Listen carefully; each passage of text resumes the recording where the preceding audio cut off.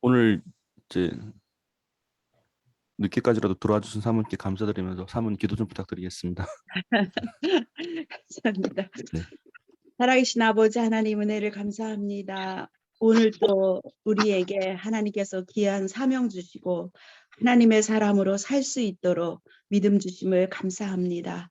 살아계신 하나님의 능력을 날마다 매 순간 체험하게 하시고 특별히 귀한 시간을 통하여 하나님께서 주시는 음성을 우리의 삶 속에 적용하게 하시고 그 말씀 가지고 강하고 담대하게 나아갈 수 있도록 하나님 역사하여 주시옵소서.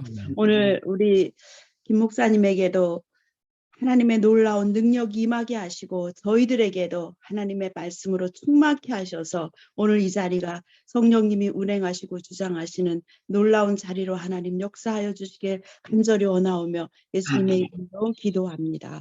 아멘. 네, 기도 감사합니다, 사모님. 아까 저 말씀드린 대로 오늘은 이렇게 하려고 합니다. 멀쩡히 신앙생활 잘 하시던 분이 이제 몇 마디 말에 의해서 또 권변에 의해서 그렇게 오랫동안 신앙생활 하셨던 분이 어느 날 이단에 넘어가고 거기서 이제 역으로 가족들과 지인들을 공격하려고 했다는 사실이죠.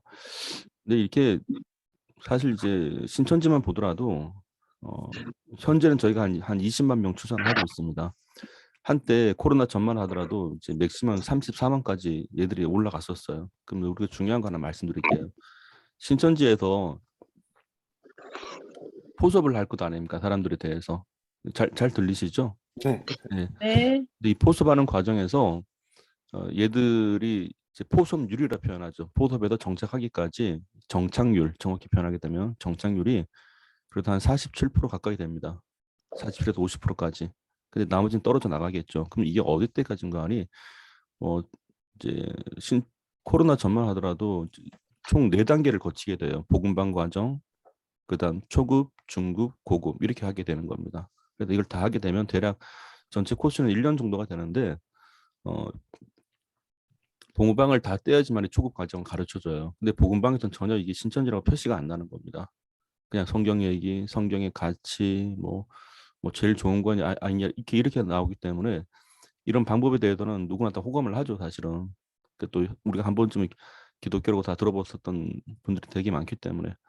근데 이렇게 해도 이제 그 과정에서 얘들의 자신감은 되게 충만해요.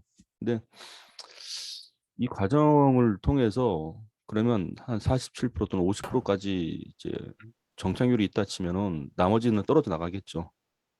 그러면 이 사람들은 최소한 복음방 다 공부를 했었다는 얘기가 나와요. 그러면 맥시멈 34만까지 지금 신천지가 있었다는 얘기는 최소 곱하기 2를 하게 되면 68에서 70만 명은 복음방 공부를 했다는 뜻입니다. 그럼 중요한 거 한국 기독교 인구가 600만 명이에요. 지금 정상적인 600만 명. 그러면 약 10명 가운데 1명은 공부를 했다는 뜻이 되는 겁니다. 이게 자기가 몰라요, 처음에.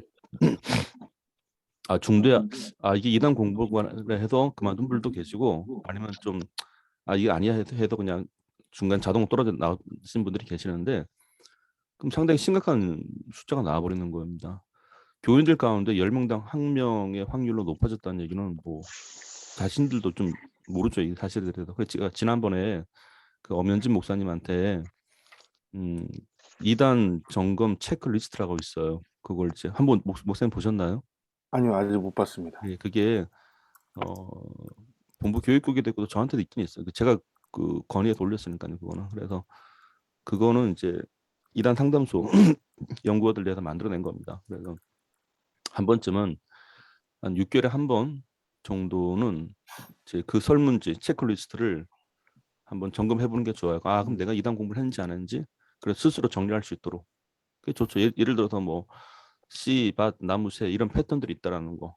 뭐 비유적인 말씀들. 뭐 저에겐 너에게 알렸는데 그들에게는 비밀로 했다. 뭐 이런 식 말들의 패턴이 있습니다. 그런 걸 보면 성경 말씀 분명히 성경 말씀이죠. 그런데 이런 패턴들 가운데 공부를 한 흔적이 있으면 거의 100% 떨어집니다. 이런 식으로. 그래서 지난번에 이제 그 동탄에서 어떤 장로님이 열심히 성경 공부를 하고 있다길래 그 담당 목사님이 전화가 왔더라고요. 그래서 자료를 좀 보내달라고 딱 보니까 찢어질 거예요. 이런 식으로. 그래서 우리가 처음 발견하게 되고는 패턴을 통해서 발견할 수 있다라는 거. 그래서 당장은 이게 왜 틀렸냐 말았냐 이렇게 하기보다 성도님들이 스스로 끊어내기 초기 증상은 이단 거구나라고 인식 딱 되는 순간 끊어버려요. 문을 닫아버리기 때문에.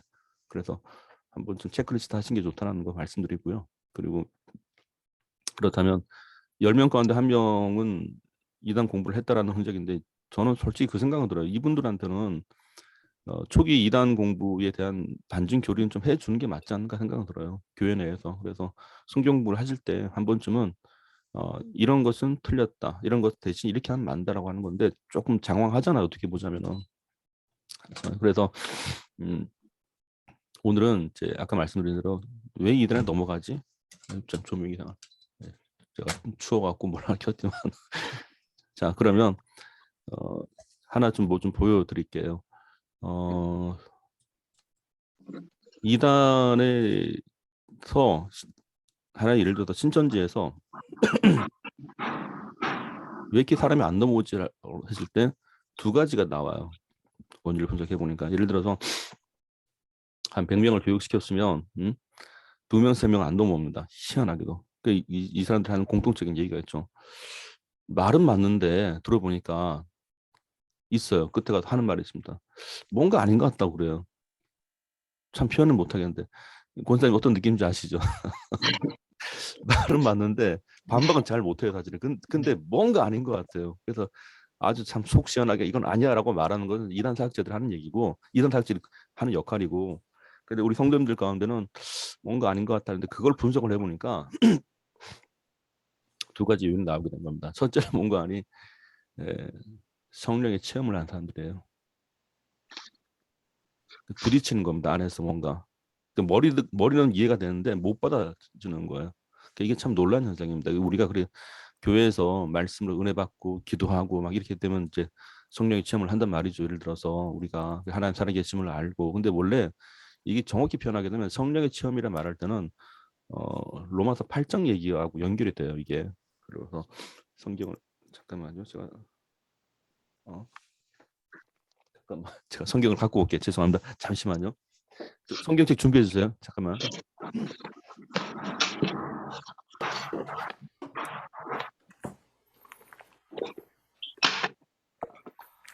아침 맛있게 드셨어요? 커피 마시고 있어요. 원사님 원주에서 오신 거예요?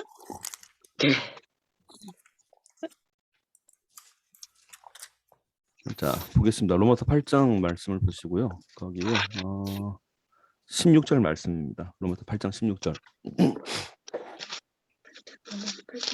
여러분 한번 읽어주시죠. 로마서 8장 16절. 성령이 친히 우리의 영과 더불어 우리가 하나님의 자녀인 것을 증언하시나니. 아멘. 그렇습니다.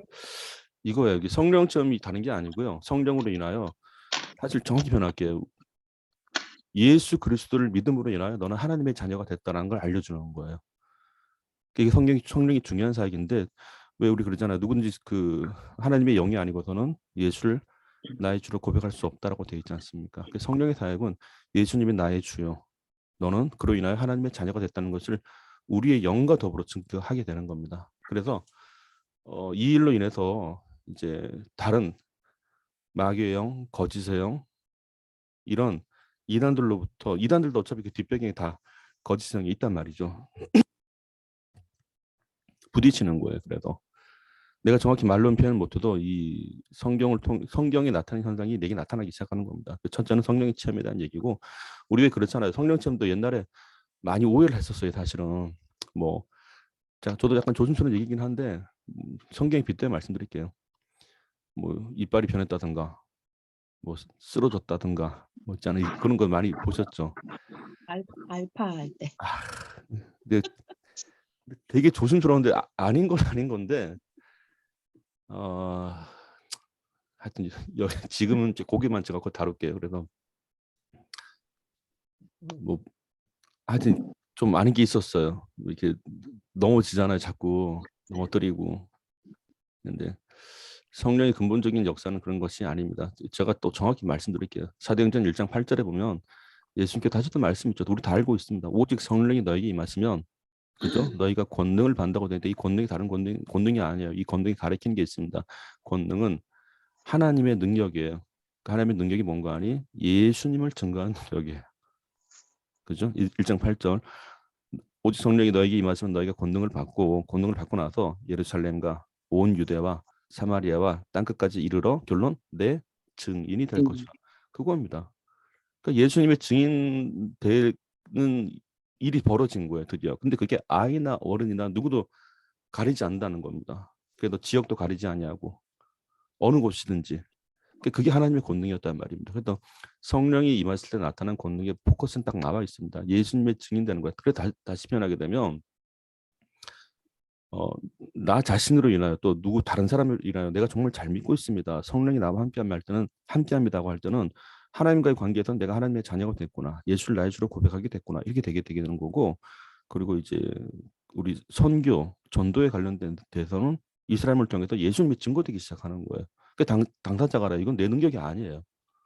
하나님으로 인하여 예수 믿는 능력이 나타나기 시작하는 겁니다. 그러니까 예수님이 전하는데 때로는 내가 증언도 했다가 때로는 말씀대로 대언도 했다가 근데 결국은 당사자가 예수님을 영접하게 됐다는 말이죠. 다른 게 아니에요. 특정한 교단이나 특정한 교리나 특정한 단체에 대해서 포섭되는 게 아니고요. 예수님이 증거되는 거예요. 그게 성령의 능력이란 말이죠. 그러니까 이렇게 현상이 나타나는 건데 첫 번째는 그겁니다. 넘어가지 않는 사람들 첫 번째 부류. 성령 체험을 한 사람들. 그럼 성령 체험이 뭡니까 할 때 최소한 이 두 가지 성경 나와야겠죠.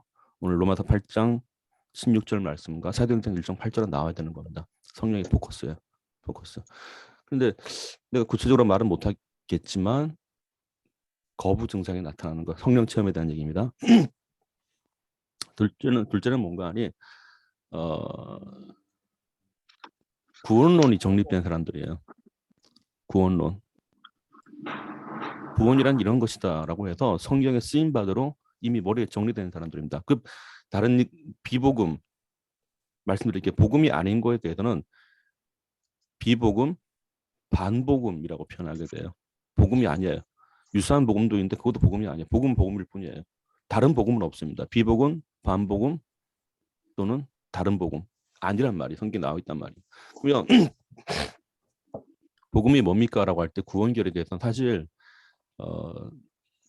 한국 기독교에서 그 구원교리를 체계적으로 가르친 지가 그렇게 오래되지 않아요. 역사를 가만히 살펴보면. 그래서 이미 정립은 1500년대, 1700년대 다 됐습니다. 그 한국 신학에 대해서 좀 아쉬운 것이 있는데 세 가지를 잡으시면 돼요. 그걸 좀 제가 자료를 보여드릴게요. 제가 먼저 말씀드렸는데 첫째는 메모하시면 좋습니다. 이신칭의 교리가 있어요. 이신칭의. 둘째는 삼위일체. 그리고 예수 그리스도의 신성, 인성. 요 세 가지 딱 잡으시면 돼요. 이거는 제가 지금 보여드릴게요. 잠시만요. 여기 있다. 처음에는 저희가 그 이단 강의를 할 때 몇 년 동안 그래요. 기본 뭐 이단은 이런 것입니다. 이런 이단 종류는 있습니다. 물론 중요합니다. 근데 그게 나중에 알고 보니까 다 듣고 나서 남는 게 없어요. 알긴 알았는데. 근데 뭐 어떤 게 문제가 되는 거는 접근 방법입니다. 우리 거를 정확히 알면 이단 거는 쉽게 분별이 돼요. 근데 이거는 아닙니다만 계속 얘기하다 보면 아니 이게 또 나오거든요. 그럼 이건 뭐죠? 아니 이게 또 나오거든. 그러니까 잣대가 없는 거예요. 정확한 우리 중심의 잣대가. 그래서 우리 중심의 잣대를 말할 때는 조금 제가 아쉬웠던 건 그런 문제예요. 이단 문제에 대해서 안다고 생각들 하시는 거예요. 내가 이미 신학을 공부했고 내가 교회를 오래 다녔고 응? 그래서 나는 뭐 그쯤이야 하는데 그쯤에 했던 분들이 90%가 이단의 신천지의 90%가 기독교인이란 말이죠. 거기 뭐 직분 가립니까? 누구도 예를 수 없죠. 그래서 아쉬운 건 그겁니다. 구원교를 우리가 사실 체계적으로 공부하지 않으면 교회에서 교리 공부한다 그러면 또 대부분 또 이렇게 힘들어하세요. 아유 교리 이러는데 그 차이를 말씀드릴게요. 설교와 교리의 차이를 말씀드리겠습니다. 설교는 설교 화법, 흔히 말해서 선포, 그리고 비유, 이제 많이 들어요. 그렇게 해서. 그래서 약간 권면도 있고 선포도 있게 되는데 설교화법 같은 경우는 이미 주제가 나와버린단 말이죠. 그런데 교리화법은 달라요. 교리는 논증 방식을 쓰는 겁니다. 체계적으로 이래서 이렇고 이래서 이렇고 구조를 만들어 가게 되는 겁니다. 그런데 우리가 평생 설교화법으로 이제 공부를 하시는 분들, 신앙의 지식을 가졌던 분들은 이단들의 강점은 교리예요. 체계적 교리입니다. 그들만의 교리. 그러니까 머릿속에 없던 구조가 만들어지기 시작하는 거예요. 신천지 공부를 가만히 신천지만 그런 게 아니에요. 착착착착 맞아떨어지게 얘기를 하는 겁니다. 다 갖다 쓰기 시작한 거죠. 그러니까 성경 어디 있고 딱딱딱 짚어낸단 말이에요. 그게 얘네 지금은 똑같아요. 그 이단의 특징이 뭔가 하니 그들만의 교리가 있다는 겁니다. 그래서 이거를 우리가 쉽게 거부하기 위해서는 우리들만의 정확히 말하면 정통 교리를 배워볼 필요가 있어요. 그 교리를 다들 어렵게 배우셨기 때문에 그런 건데 뭐 참고적으로 1517년대에 마틴 루터가 종교개혁을 할 때만 하더라도 성경을 보급할 때 성경을 읽고자 할 때 작업한 게 있었습니다. 첫째는 성경을 라틴어를 독일어로 번역을 했죠. 쉽게 읽을 수 있도록 하자. 그런데 그냥 읽게 한 건 아닙니다. 이걸 보고 성경을 보라 그래서 만들어낸 게 교리문답서예요. 대교리문답서.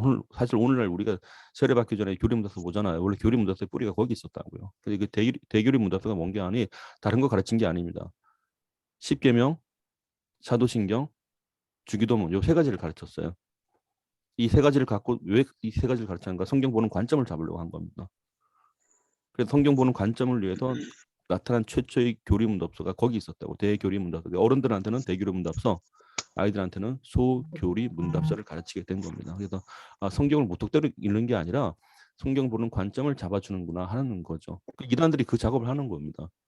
기존에 교인분들이 성경 보는 관점에 대해서 잡지 못한 상태에서 예를 들어서 설교화법을 계속 설교를 듣다가 이단들의 그 교리를 들으면 기가 막힌 거예요. 들어보니 틀린 말이 없거든요.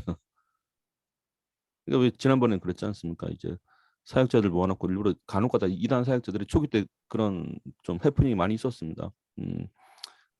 그죠? 한 5분 10분 동안 이제 전혀 얘기하지 않고 막 이단 초기 교리를 얘기한단 말이에요. 막 다들 은혜 받았다고 아멘, 뭐 할렐루야인데 10분 딱 지나가서 이거 신천지 겁니다. 조용해지는 거야. 그래서 구원파 영상이 하나 있는데 그러니까 제가 중간에 말씀 안 들어가면 보여드려 볼게요. 기가 막힙니다. 틀린 데 없다고 그래. 틀린 데 없다고. 그래서 나중에 묻더라고. 뭐가 틀렸냐고 묻더라고. 그래서 쭉 설명을 해주면 이제 그때 눈치를 채는 거야. 참 희한합니다. 자, 아무쪼록 제가 그 서울에서 이제 9월달에 했었던 그 이단 세미나가 있었는데 이제 거기서 이단 세미나의 패턴을 좀 바꿨습니다. 우리 걸 먼저 알자 그래갖고 세 가지 아까 교리에 대해서 세 가지 그걸 좀 보여드릴 테니까 절대 주의하실 거. 이단은 만만하게 봐서는 안 됩니다. 세 가지 규칙은 지키셔야 돼요. 첫째는 이단 문제는 빨리 해야 됩니다. 신속. 지체할수록 힘들어집니다. 둘째는 정확성이에요. 내가 정확한 이단의 정보를 갖고 하는가라는 것이고, 셋째는 전문성입니다. 다뤄봤어야 돼요. 이 세 가지가 결여되면은 이단 문제는 감당하기 어렵습니다. 사실은. 지금 PPT가 띄워주는 중이라서 제 컴퓨터가 좀 오래됐어요. 그래서 열심히 끝까지 사역을 잘하고 있습니다. 이상하게 오래 걸리는 거잖아.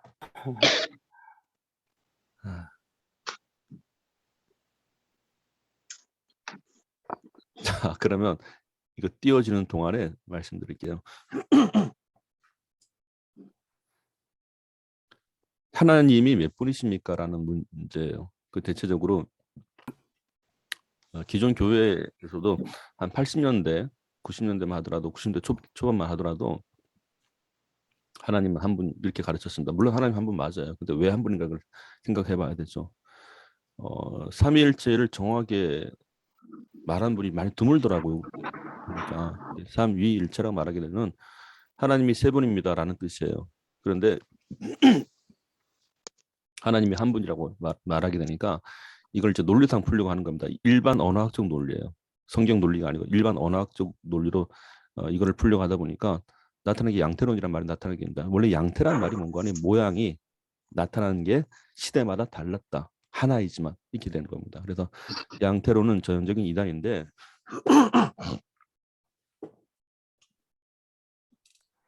하나님은 한 분인데 이 하나님께서 구약 때는 성부 하나님, 아버지 하나님의 모습으로 나타났다가 신약 때에서는 이 아버지 하나님이 딱 인간의 몸을 입고 와갖고 예수님의 모습으로 나타났다가 예?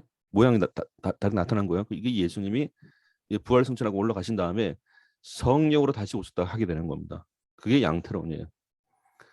한 존재가 모양을 다르게 나타났다는 거예요. 그게 양태, 모양을 다르게 나타났다 이러는데 그러니까 얼핏 보면 하나님은 한 분이라는 말이 그럴듯하게 보이죠. 그럼 어디서부터 문제가 부딪히는가? 예수님께서 세례 요한에게 세례를 받으실 때에 하늘로부터 소리가 나왔죠. 이는 내 사랑하는 자요, 내 기뻐하는 자라. 그죠? 예수님이 계셨고 소리가 들렸단 말이에요. 그래서 성령이 비둘기같이 내렸고 이게 설명이 안 되는 겁니다. 이렇게 되면 세 분이 계신 거예요, 분명하게. 그리고 또 하나는 예수님께서 겟세마네 동산에서 기도를 하신단 말이에요. 아버지여, 할 수 있거든 이 잔을 내게서 옮기시옵소서. 그러나 나의 원대로 마옵시고 아버지의 뜻대로 되기를 원하나이다. 이렇게 말씀하고 있죠. 기도한단 말이죠. 역시 기도를 받으시는 하나님과 기도를 하시는 예수님이 계신 겁니다. 분명히 다르잖아요. 이런 식으로. 그래도 우리가 또 목사님들께서 이제 예배 마치고 축도하시잖아요. 성부, 성자, 성령으로, 그죠? 말을 하고 있지 않습니까? 성부 하나님, 성자 예수 그리스도, 보혜사 성령이 있단 말이에요. 그러니까 이것만 보더라도 세 분이 계신 건 아는데 그러면 이 세 분이 왜 하나라고 말을 합니까?라고 하는 거예요. 하나라고 말하는 건 세 가지 이유 때문에 그런 겁니다. 첫째, 하나님으로서의 자격이 같으신 거예요. 예수님도 하나님으로서 신성으로서 한 분이란 뜻입니다. 자격, 하나님이라는 자격. 그러니까 이 세 분에는 하나님이 없어요. 그러니까 예수님의 신성도 포함되는 거죠. 예수님의 하나님 되심, 성령님의 하나님 되심, 성부 하나님의 하나님 되심, 하나님으로서의 자격이 같다라는 겁니다. 그래서 이게 성경에 어디는 거 아니?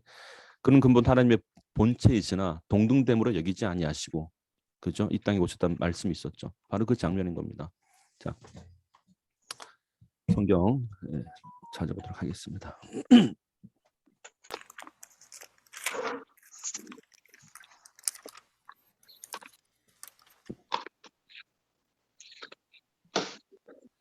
빌립보서 2장 6절 말씀입니다.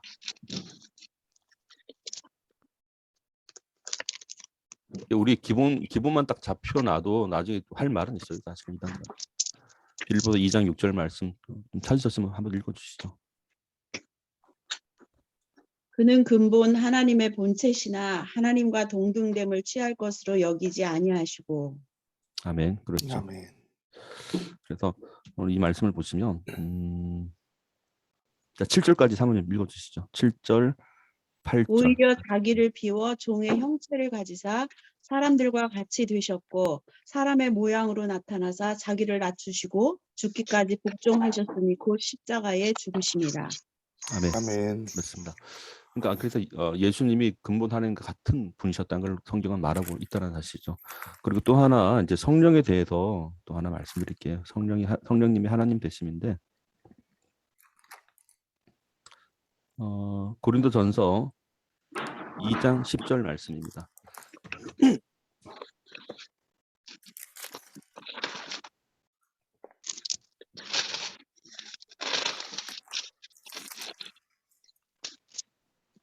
한번 읽어주시죠.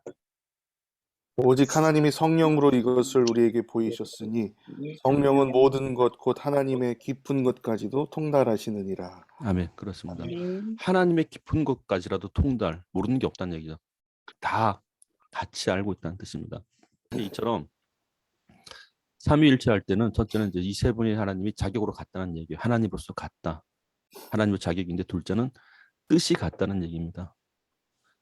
첫째는 자격이요, 둘째는 하나님으로서의 뜻이, 이 세 분의 뜻이 동일한 거예요. 그래서 요한복음 말씀에 보면, 자, 요한복음도 한번 찾아보겠습니다.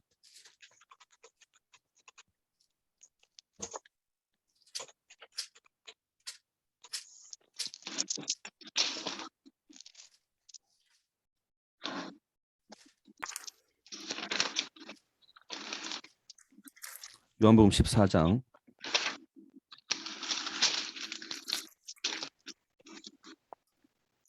10절 말씀, 10절과 11절 말씀입니다. 한번 좀 부탁드리겠습니다. 나는 아버지 안에 있고 아버지는 내 안에 계신 것을 내가 믿지 아니하느냐. 내가 너희에게 이르는 말이 스스로 하는 것이 아니라 아버지께서 내 안에 계셔 그의 일을 하시는 것이라. 내가 아버지 안에 있고 아버지께서 내 안에 계심을 믿으라. 그렇지 못하겠거든 행하는 그 일을 인하여 나를 믿으라. 아멘. 아멘. 그렇죠. 예수님 독단적인 일이 아니에요. 아버지 하나님의 뜻과 동일하게 움직이고 있었던 겁니다. 그 뜻이 같다는 얘기예요. 아까 말씀드린 대로 성령의 통달도 같은 얘기인 겁니다. 하나님의 뜻과 같이 움직이게 되는 건데 그 삼위일체라 말할 때 세 가지 나와요. 첫째는 자격이 같으시다. 둘째, 뜻이 같으시다라고 말하게 되고 세 번째가 역사하시는 수준이 같다는 겁니다. 누구도 흉내를 낼 수가 없어요. 그러니까 예수님의 역사하심을 보면은 하나님을 볼 수 있기 때문에 그렇습니다. 그런데 이 얘기는 요한복음 14장 9절 말씀을 먼저 이렇게 돼 있죠. 예수께서 가라사대 빌립아 내가 이렇게 오래 너희와 함께 있을 때 네가 나를 알지 못하느냐 나를 본 자는 아버지를 보았거늘 이렇게 돼 있죠. 어째 아버지를 보이려 하느냐 이겁니다. 그러니까 이 얘기가 쭉 내려가다가 11절에 보면 이렇게 되어 있습니다. 내가 아버지 안에 있고 아버지께서 내 안에 계심을 믿으라. 그렇지 못하겠거든 행하는 그 일을 인하여 나를 믿으라. 이렇게 되어 있죠.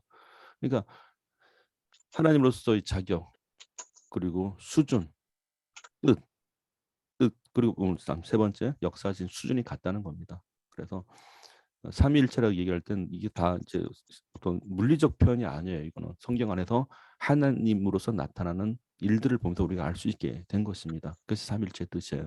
그래서 우리가 주변에도 또 삼위일체 참고적으로 삼위일체에서 많이 이제 오해되는 그런 설들을 많이 말씀하시는 게 있는데 그게 결국 양태론이더라고요. 보니까 뭐 하나 예를 들어 옛날에 이렇게 많이 배웠습니다. 물이 있는데 온도에 따라서 이 물이 고체도 됐다가 0도씨 이하, 그다음에 액체도 됐다가 0도씨 이상부터, 그다음 100도씨다 기체됐다. 그 뭐죠? 결국 그 물은 그 물인데 환경에 의해서 바뀐 것뿐이에요, 사실은. 원래 이게 왜 오류가 생긴 거 아니? 삼위일체는 물리적 표현으로 가는 게 아니에요. 성경의 내용으로 가야 되는 것이지. 그래서 물에 대한 비료도 많이 했었고, 둘째는 또 있었어요. 태양. 태양이 있는데 태양이 하나인데 열도 내고 열이 나고 빛도 있고 모양도 있다 그래갖고 하나님 이어갔다 아니에요. 그리고 또 한 건에 그 유튜브에 많이 돌아다녔던 영상이 있었는데 하나님은 세잎 클로버와 같다 이렇게 그러더라고. 세잎 클로버. 그러니까 이제 클로버 있잖아요. 잎사귀가 색이 똑같은데 하나 나왔고 모양 뭐 근데 정확히 표현하게 되면 그것도 아니에요. 그거는 모양에 대해서 표현하게 되는 거고 셋째는 넷째는 이제 그거 있습니다. 전기도 있었어요. 전기를 비유하는 거. 전기가 어디 들어가니까 열로 났다가 빛도 냈다가 뭐 이런 식으로 동력도 발전했다가 그래서 삼일체가 이와 같다는데 그것도 모양이 달리 나타나게 되는 거죠. 그것도 맞는 건 아닙니다. 그리고 목사님 잠깐만요. 네네 그 세입 클로버 말씀하신 거 있잖아요. 네네 그거 어린아이가 소개하는 동영상이 나오는데 맞습니다. 봤습니다. 저도 그 동영상은 하나님의 교회 거예요. 그렇죠. 하나님의 교회에서 삼위일체를 설명할 때 그렇게 설명하기 때문에 또 그것을 가지고 신천지에서는 기성교회가 그렇게 한다라는 식으로 얘기를 해가지고 네. 잘못하고 그 신천지에서는 예수님이 하나님의 영이 임하셨기 때문에 하나님이라는 식으로 이렇게 가르쳐주고 있다는 거 그거는 미리 알아주시면 네, 좋겠네요. 알겠습니다. 감사합니다. 예, 김 목사님 수고 좀 해주세요. 예, 네네 듣고 있습니다. 네, 알겠습니다. 네. 이처럼 우리가 하나님에 대해서 삼위일체를 정확히 알기 위해서는 성경의 기인에서 하는 게 가장 좋습니다. 그래서 다시 표현하지만 이 삼위일체는 물리적 표현으로 할 수 있는 영역이 아니에요. 그거는 비물질적 개념이에요. 비물질이라는 얘기는 성경 안에서 우리가 할 수 있다고 표현하게 되는 건데 하나님에 대한 속성을 말하게 되는 겁니다. 그리고 한때 아까 뭐 태양도 있었다 그랬고 그리고 저희가 옛날에 그 교회마다 막 교재를 썼을 때에 나타났었던 삼일체 양태론 설도 있었어요. 그게 뭔가 아니 뭐 지난번 뭐 위원장님 말씀하셨던 거 집안에 남자가 있는데 아이들이 볼 때는 아버지요, 아내가 볼 때는 남편이요, 부모가 볼 때는 아들이라. 그래서 부름에 따라 달라지는 거죠. 그리고 이단 사역자들 내에서 이렇게 삼일체를 언급할 때 군사불일체라고 비유를 하시더라고요. 군사불일체가 같다. 그래서 뭐 임금과 스승과 아버지는 하나다. 근데 그거는 부르는 사람이 그렇게 여겨주겠다는 거예요. 결국은. 그러니까 이게 다시 말씀드리지만 삼위일체의 이 정확한 표현은 성경 안에서 하나님의 속성으로 표현하는 겁니다. 분명히 성부, 성자, 성령이 계시고 자격이 같으시고 하나님으로서 뜻이 같으시고 역사하신 수준이 같다. 이렇게 보시는 게 좋습니다. 이런 것들 잘 정립이 되면은 어떤 도움이 되는 거 아니 이단들 가운데서는 이제 예수 그리스도의 신성을 무너뜨리는 거예요, 자꾸. 그래서 그 자리에 자기가 끼어 차는 거고, 그리고 이 삼일체가 온전히 서지 않았을 때 보혜사 자리에 자기가 끼어 차는 겁니다. 그래서 이만희는 신천지내에서 보혜사예요. 그들만의 신천지 찬송가가 있는데 찬송가 내에서 이만희 보혜사라고 써놨어요. 거기다가. 그리고 또 하나는 이제 많은 이단들 가운데 자기가 재림 예수라. 그러니까 누구는 보혜사가 되고 누구는 재림 예수가 되는데 보혜사를 주장했던 그 이단들 가운데는 만민중앙교회 이지력도 포함이 됩니다. 참 기가 막힌 노릇이에요. 그래서 우리가 정확하게 삼위일체라는 이 교리만 정확히 갖고 계셔도 당장 이제 그런 설을 전파할 때, 응? 포섭할 때 딱 부딪히죠. 아닌데 왜 인간이 그렇게 되지? 그겁니다. 그래서 물론 성경 말씀이 그것도 있습니다. 모든 사람이 죄를 범하였으면, 그건 제가 2cm 가서 말씀드릴게요. 그래서 오늘 첫째는 삼위일체만 우리가 정확히 알고 계셔도 교주가 하나님 될 수 없다라는 걸 말씀드리는 겁니다. 자, 영상이 아니고 화면을 제가 잠깐 바꿔서 하나 보여드릴게요. 자, 보이시죠? 네. 네, 요거 세 개입니다. 삼위일체, 예수 그리스도, 이신칭이에요. 삼위일체. 근데 지금 현재 저희가 요걸 하고 있는데 어떻게 보면 제가 이런 걸 하면서도 아쉬운 게 되게 만만하게 보시더라고요, 이걸.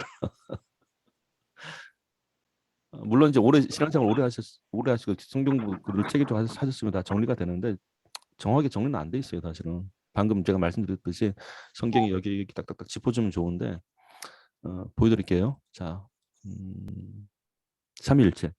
마태복음 3장 16, 17절이죠. 아까 말씀드린 대로 예수께서 세례를 받으시고 곧 물에서 올라오실 때 하늘이 열리고 하나님의 성령이, 그죠? 예수 하나님의 성령 이같이 내려오매 자기 말씀 보시더니 소리가 있어 말씀하실 때 이는 내 하나님 아버지 내 사랑하는 아들이요 내 기뻐하는 자라. 벌써 나왔죠. 삼위일체. 세 분 하나님이 나오신 겁니다. 이 말씀 안에. 그래서 하나님께서 세 분이 계시구나 우리가 인지할 수 있다는 사실이고, 그리고 둘째는 이제 핵심은 그거예요. 예수 그리스도에 관한 것도 말씀드리겠습니다. 예수 그리스도라는 얘기는 이거 말씀드릴게요. 원래 예수란 이름의 뜻이 언어학적 개념이 아니고요. 예수에 담긴 권세, 우리에게 허락하신 하나님의 뜻이 여기 있었던 겁니다. 그 이름을 예수라 하라. 이는 그가 자기 백성을 저희 죄에서 구원할 자이심이라. 그럼 예수의 뜻은 죄에서 구원할 분이에요. 누구든지 그의 이름을 부른 자는 구원을 얻으리라고 되어 있죠. 다른 걸로 안 된단 말입니다. 구원의 방법은 예수님께서 우리가 주의 이름을 부를 때 허락하신 이름이에요. 죄 사함의 권세가 예수에게 있다는 뜻이고 이 예수의 이름을 하나님께서 우리에게 주신 거예요. 그러니까 우리가 불러서 구원받을 이름을 하나님이 주신 겁니다. 지어낸 게 아니라. 그리고 이분의 이름으로 기도를 하라고 돼 있단 말이에요. 누구든지 내 이름으로 구한다 돼 있단 말이죠. 다른 이름을 넣을 수가 없죠. 보혜사 이만희 아무리 외쳐봤자 그걸로 구원될 수 없다는 얘기고. 언제 한번 제가 그 성당에 갔다가 성당에서 이단 특강을 한다길래 궁금했습니다. 성당은 어떻게 할까? 성당도 피해 많이 봐요. 가톨릭도. 근데 이제 저희 동네에 이제 올라가는 과정에서 1층에서 2층으로 건데 2층이 공당이었거든요. 근데 중간에 1층과 2층 중간에 이제 토굴 같은 걸 파놨더라고 벽에다가. 그리고 그 안에 마리아상이 있더라고요. 그리고 이 마리아상 앞에다가 캔들 조그만 양초 있죠. 어디 시중에 파는 거 다이소에도 팔더라고 보니까. 근데 그걸 이제 팔아요. 개당 1,000원씩. 그래서 이 캔들을 양초에다가 이제 불을 붙여갖고 마리아 앞에 놓는 거예요. 놓고 나서 이제 이렇게 기도하고 가는 겁니다. 놀라웠습니다. 그 많이 보던 장면이죠. 우리 산에 가면 이제 그 절 법당 근처에 그거 많이 있습니다. 톡을 파놓고 부처 갖다 놓고 흡사합니다. 근데 왜 틀렸을까요, 그게? 성경에 없어요, 얘기가. 누구든지 예수 이름으로 구원받는 것이지 그 천에 구원받을 만한 이름을 우리에게 준 적이 없단 말이죠. 다 성경에 있는 얘기입니다. 그러니까 우리가 머릿속에 자꾸 성경 구원에 대해서 성경을 자꾸 알아야 될 이유가 여기 있는 거죠. 구원은 예수밖에 없다. 하나님께서 못 박아 놓으신 겁니다, 이게. 그들의 죄에서 구원할 자. 참고적으로 이건 천사를 통해서 우리에게 알려주신 거죠. 아들을 낳을 것이다. 그 이름을 예수라라. 이는 왜냐하면 그가 예수님이죠. 자기 백성. 중요한 포인트. 첫 번째. 그러면 우리가 하나님으로부터 이 예수님이라는 이름을 받았는데, 그죠? 예수님과 우리의 관계, 그가 자기 백성이라고 되어 있죠. 그럼 우리가 잘 보세요. 예수님 하는 순간에 그분은 우리의 왕이 되시고 우리는 그분의 백성이 되는 거죠. 그게 전제예요. 그러니까 우리가 주여 할 때는 주여, 주님은 우리의 왕이시며 우리는 주님의 백성입니다. 하나님께서 그렇게 세워주신 거예요. 그래서 주여 할 때는 이게 포함되는 겁니다. 나는 주님의 백성입니다. 주님 우리의 왕이십니다. 둘째, 그들의 죄에서 구원할 자입니다. 그죠? 구세주죠. 구세주.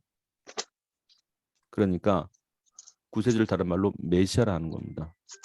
잠시만요. 메시아야, 메시아. 잠시만요.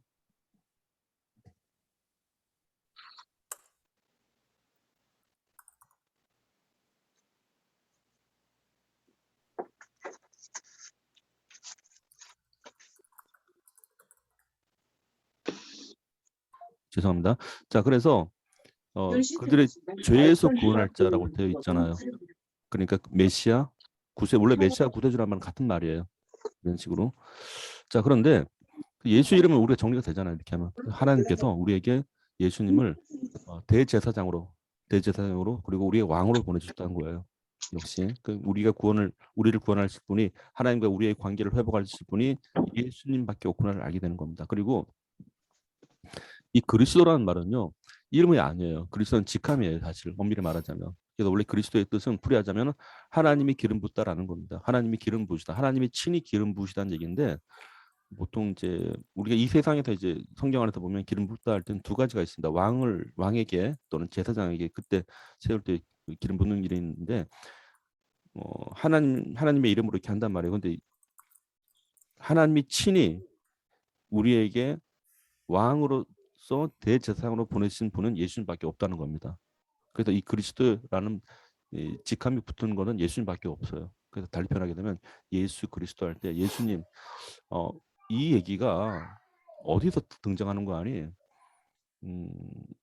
예수님께서 제자들에게 요즘으로 치면 여론조사를 하신 것 같아요. 그 사람들이 나를 누구라 하느냐, 그죠? 앙케이트 준 건가? 자, 그런데 이렇게 보고를 합니다. 더러는 세례 요한이요, 더러는 엘리야요, 더러는 선지자 중에 하나이다. 공통점이 뭔 거니? 그래봤자 다 사람이죠. 사람인데 답이 안 나왔다고요. 그때 이제 예수님께서 그럼 너희는 나를 누구라 할 때, 이때 너희는 예수님의 제자들 향해서 가르쳤던 거죠. 그 제자들 너희는 나를 누구라 하냐. 그때 상당히 중요한 질문입니다, 이게. 그러니까 제자 가운데 베드로가 예수님, 주는 그리스도란 말을 하죠, 그때. 그죠? 주는 그리스도십니다. 첫째. 둘째, 살아계신 하나님의 아들이십니다. 이게 원래 예수 그리스도의 신성과 인성이 포함된 말이에요, 사실 이 말이. 자, 그러면 이런 고백을 할 때에 예수님께서 거기서 끝나지 않아요. 중요한 말씀을 하십니다. 바요나 시모나, 네가 복이 있다. 이건 제가 다음에 기회 되면 말씀드릴게요. 우리 바요나가 그냥 나왔던 말이 아니에요. 바요나 시모나, 네가 복이 있다. 이를 내게 알게 한 이가 누군지 말씀하시죠. 출처예요. 답변의 출처. 이를 내게 알게 하는 건 혈육이 아니라, 사람에게서 나온 것이 아니라 이는 하늘에 계신 내 아버지라고 표현하게 되는 겁니다. 자, 그럼 중요한 말이 나와요. 질문은 예수님 하셨죠. 자, 우리 아까 성부, 성자, 성령 삼일체를 공부하셨는데 같다고 그러셨잖아요. 그러면 예수님이 질문하시고 아버지 하나님으로부터 온 답변이 되는 거예요. 자, 그러면 이 질문과 답안은 무흠한 거죠. 완벽한 겁니다. 또한 우리가 익히 알고 있어야 될 예수님에 대한 고백이기도 해요. 예수 그리스도의 신성과 인성이 다 담긴 답변입니다. 이게 정확한 답변이에요. 그러니까 저는 이제 그 생각이 들어요. 이런 질문과 답변은 우리가 기독교 신앙에서 매우 중요하다고 보는 겁니다. 그런 답변이 드물어요, 드물. 예수님이 질문하시고 성부 하나님이 답변하셨다. 기가 막힌 얘기 아닙니까? 첫째, 주는 그리스도시요 되어 있죠. 예수님께서는 아버지 하나님이 우리에게 기름 부어 주신 겁니다. 우리를 구원하시려고 왕으로서 제사장으로 이 얘기라고 사실은. 정확한 답변이 맞았죠. 네가 복이 있다 하는 겁니다. 이 답변이 복이 있는 겁니다. 첫째. 그리고 자, 아버지 하나님이 이 땅 가운데 보내주셨다. 인간의 몸을 입고 이 땅 가운데 오셨단 말이에요. 인성에 대한 문제입니다. 살아계신 하나님께서 아들 예수님께서 인간의 몸을 입고 이 땅 가운데 왔다라는 얘기인데 둘째, 살아계신 하나님의 아들이십니다. 그렇죠? 살아계신 하나님의 아들. 신성에 대한 문제였었습니다. 이게 다 포함되어 있었다고 결국은. 그래서 예수 그리스도라는 말 우리가 정확한 신성과 인성이 다 포함되고 아까 또 말씀드린 대로 죄에서 구원할 분이 주님밖에 없다. 이게 다 포함된 얘기예요 결국은. 자 하나 더 볼게요. 바로 이 장면인 겁니다. 이르시되 너희는 나를 누구라느냐. 시몬 베드로가 대답하여 이르되 주는 그리스도시요 살아계신 하나님의 아들이시니이다. 예수께서 대답하여 이르시되 바요나 시몬아 네가 복이 있도다. 이를 내게 알게 하는 혈육이 아니라 하늘에 계신 내 아버지시라. 그죠? 그 질문과 답을 다 나와버리게 된 겁니다. 우리가 초기 때 이런 것만 잘 정리하셔도 어떻게 구원이 다른 데로 있을 수 있냔 말이죠. 할 수가 없죠. 그래서 우리의 구원은 오직 주로 말미암아 되는 것이라고 고백할 수 있는 겁니다. 오랫동안 신앙생활을 하시던 분들이 이 얘기를 잘 들어요. 사실은. 잠시만. 너무 춥다. 여기. 날씨가 추워져갖고 좀 켤게. 이게 난로야 난로. 아니 무슨 정육점에 있는 것 같다고 옛날 정육점. 아시죠? 이제 정육점을 아시는 거 보니까 이제 라떼가 다 되셨네요. 라떼는 세월이 그렇게 흘렀습니다. 옛날에 죄송합니다. 고기도 신문지에 싸고 갖다 주고 막 그러지 않습니까? 그걸 아시면 다 라떼가 되신 겁니다. 자, 자 이제 처음에는 이제 삼위일체, 둘째는 예수 그리스도의 신성 인성, 셋째는 이신칭에 대한 문제였었어요. 이게 원래 기독교 핵심 교리 가운데 포함되는 건데 이신칭이란 말부터 저희가 해볼게요. 물론 성경은 제가 좀 더 보여드리기로 하고 이신칭이란 얘기는 오직 믿음으로 의롭다 칭함받는다는 거예요. 다시 한번 오직 믿음으로 의롭다 칭함받는다라는 얘기인데 감리교에서는 이신칭이란 말을 쓰게 되고요. 그리고 장로교에서는 이신득이란 말을 씁니다. 근데 이거는 부르는 입장과 받는 입장에 대한 거기서 차이일 뿐이지 근본적 내용은 같습니다. 그래서 우리 감리교 입장에서는 이제 하나님께서 의롭다 칭해 주셨다 그렇게 말씀해 주셨다고 말하게 되고 득이란 말 때는 내가 하나님으로 인하여 그렇게 믿음을 얻게 됐었다. 의롭다함을 얻게 됐었다. 이렇게 이런 차이점이에요. 근데 여기 보시면 justification, 자, by faith alone 되어 있는데 오직이란 말이 들어갑니다. 그러니까 이 문장을 해석하게 되면 이렇게 돼요. 오직 믿음으로 의롭다 칭함받는다. 첫째, 둘째는 뭔가 아니에요. 누구를 믿습니까? 예수님이에요. 그러니까 오직 예수님을 믿음으로 의롭다 칭함받는다. 이게 포함이 됐고요. 하나를 더 연장시키면 이겁니다. 모든 죄인된 인간은 전제입니다. 모든 인간은 다 죄인인데 오직 예수님을 믿음으로 의롭다 칭함받는다. 의롭다 칭함받는다. 원래 이 칭의란 말은요. 죄사함과 같은 단어예요. 사실은. 죄사함과 칭의는 동일한 단어예요. 우리가 이게 좀 차이가 있는 게 사람의 관계는 이렇게 돼 있죠. 왜? 내가 너 감정상 내가 잘못한 거 용서해 줄게. 예를 들어서 근데 사랑하는 건 아니잖아요. 그죠? 잘 보세요. 이게 하나님과 인간에 대한 차이입니다. 그래서 저희가 처음 이걸 얘기하는데 제가 하나 말씀드릴게요. 지금 저는 전공이 조직신학이었어요. 그리고 웨슬리 신학을 한 거라서 웨슬리 신학이 빗대어서 말씀드리는 겁니다. 잘 보세요. 사람 세계의 감정 내에서는 아까 말씀드린 대로 내가 용서해 줄게. 그걸로 끝이에요. 근데 좋은 감정 생긴 거 아니잖아요. 근데 성경은 그렇지 않아요. 죄가 용서했다는 얘기는 내가 너를 사랑한다는 것 같이 포함되는 겁니다. 그래서 죄사함과 칭의는 같은 맥락이에요. 사실은. 이게 놀랍더라고요 보니까. 그러니까 우리가 하나님의 사랑에서 놀라운 걸 발견한 게 그겁니다. 이전 것은 지나갔으니 동시에 보라 새 것이 되었다 하는 거죠. 아 이거 설명하는데 진짜 어려워하시더라고요. 그러니까 그 어려워하는 이유가 있습니다. 사람의 감정 대해서는 이걸 이해 못합니다. 그죠 사모님? 네. 싫은 건 싫은 거고 좋은 건 좋은 거잖아요 사실은. 근데 내가 내가 용서해줄게. 용서한 건 용서한 거고 사랑은 사랑이라고 생각한단 말이에요. 근데 우리는 그럴 수 있어요. 근데 하나님은 그렇지 않다는 얘기입니다. 용서가 되면 다 잊으시고 너는 내 자녀라고 받아주시는 거예요. 그것이 하나님과 인간의 차이점입니다. 아이고 이거 설명하는데 얼마나 힘들었는지 모르겠어요. 근데 우리 엄밀히 말하면 우리가 그게 있어요. 이제 신앙생활 하시면서 본인이 죄를 회개하잖아요. 죄를 회개하고 나면 진짜 죄를 내가 하나님께 용서를 받았다는 그 증거가 뭔가 하니 하나님께서 나를 사랑하고 있다는 걸 알게 되는 겁니다. 그게 증거잖아요, 사실은. 다 경험해 보셨죠? 다 해보셨잖아요. 회개를 하는데 그래 좋은 거예요. 그러니까 우리 참고적으로 찬송가 그거 있습니다. 인애하신 구세주여 내 말 들으사 죄의 노로 하실 때 나도 좀 불러주소서. 그게 좋은 거예요, 사실. 신기하게도.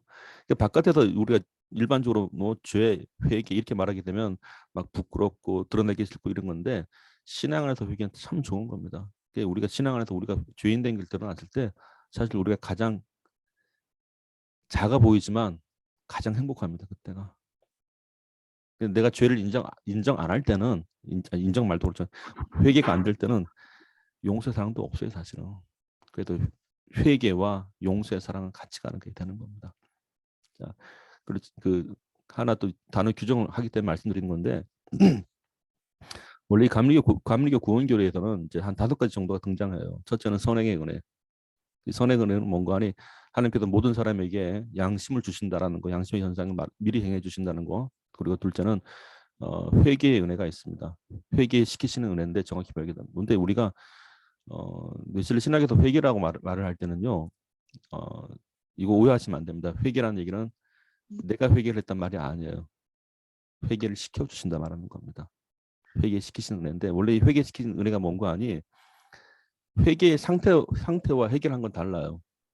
용서되는 거는. 근데 회개의 상태가 뭔가 하니 회개의 상태는 내가 죄인됨을 알았다는 거예요.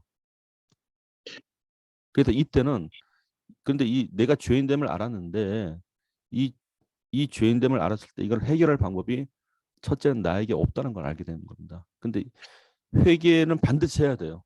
왜냐하면 회개를 하지 않으면 이 사람은 멸망할 수밖에 없다. 이렇게 살다가 지옥 갈 수밖에 없다는 걸 알게 되는 겁니다. 그러니까 자기의 상태를 절박하게 알게 된 거예요. 근데 첫째는 이건 내 스스로 해결할 수가 없다. 둘째, 이 땅에 어느 누구도 해결할 수 없다는 얘기예요. 왜? 모든 사람이 다 죄인이기 때문에. 아까 말씀드린 대로 예수 그리스도에는 답이 없다고 그랬잖아요. 그러니까 첫째는 나도 안 된다. 이 땅의 모든 사람들도 안 된다. 셋째, 천상의 존재도 안 된다는 얘기입니다. 천사도 안 돼요. 누구도 할 수 없습니다. 그래서 오직 예수에는 안 된다는 걸 알게 되기 때문에 그래도 하나님께서 이 예수 믿는 믿음을 주시기를 그렇게 간구하게 되는 겁니다. 그래서 이 회개의 상태는 진짜 회개를 하게 되면요. 절박해요. 근데 반드시 해결해야 되는 겁니다. 이걸 내가 알게 된 것도 하나님의 은혜라고 표현하게 되는 거예요. 그러니까 예수에는 내가 다른 걸 붙을 수가 없게 되겠죠. 오직 주님만, 오직 주님만. 그래도 인생 가운데 최대의 기적이 뭘까요? 인생 가운데 최대의 기적이 뭔가 하니 내가 예수님을 믿고 있는 거예요, 사실은. 아멘. 이게 얼마나 큰 기적인지 모릅니다. 우린 지금 다 구원받고 살고 있다니까요. 근데 이 믿음은 놀랍게도 날마다 하나님께서 우리에게 주시는 거였습니다. 에베소서 2장 8절 말씀. 너희가 그 은혜로 인하여 믿음으로 말미암아 구원을 얻었나니 이것이 너희에게서 난 것이 아니요 하나님의 선물이라고 되어 있단 말이죠. 예수 믿는 게 보통 일이 아니에요, 사실은. 우리가 길거리 지나가는 사람들한테 골드바 1kg짜리를 주면서 당신 예수 믿으면 내가 이거 주겠다고 말할 때 내가 믿겠다 말 때 그게 믿음이 아니란 말이에요. 교회 나오겠다는 얘기지 그냥. 교회 나오는 것과 예수 믿는 믿음은 다른 겁니다. 그런데 골드바가 예수를 믿게 하는 건 아니에요, 사실은. 중요한 건 이것은 하나님께서 우리에게 주셔야지 가능한 거지. 근데 지금 보세요. 권사님이나 우리 목사님도 사모님도 예수 믿겨지잖아요, 그죠? 혹시 직접 만나본 적 있습니까? 막 손도 잡아보고 막 도마처럼 손가락도 넣어보고 그런 적 없으시죠? 근데 참 신기하지 않습니까? 내가 예수님의 이름으로 기도하고 있고 예수님을 의지하고 있고 예수님의 이름을 부르고 있고 그게 왜 가능하냔 말이에요. 하나님께서 주시지 않았을 때는 우리가 되지 않는 현상이에요, 사실은. 우리가 얼마나 큰 믿음을 받았습니까?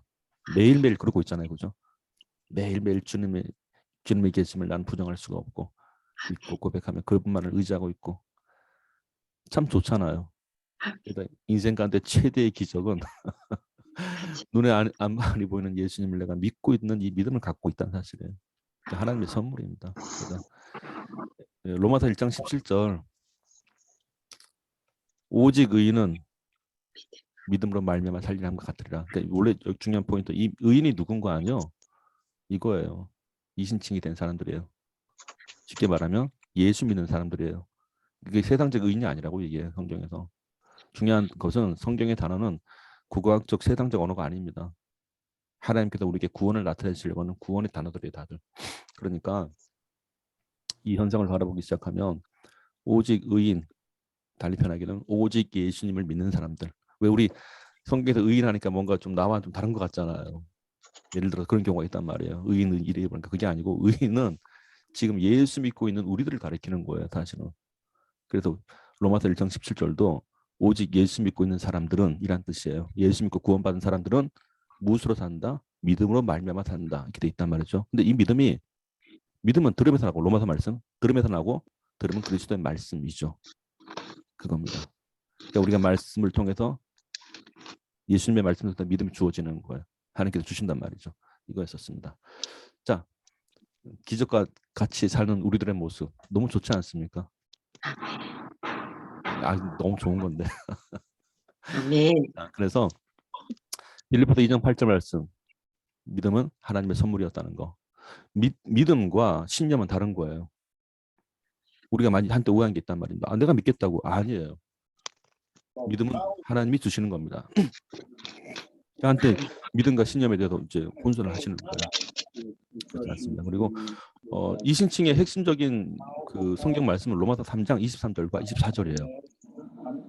그 흔히 말해서 이제 기독교 개신교라고 말하게 되는 게 보통 우리가 개신교를 프로테스탄트라고 표현하는데 이 개신교란 말이 또 물론 반박하는 분들도 계세요. 아니 뭐 새로운 게 나타났더니 난 이게냐 로마에서 나왔다니 그게 아니고 원래 종교 개혁 개신교라고 말하는 원래 방향성이 있습니다. 종교 개혁도 그렇고 개혁이라는 말도 그렇고 그리고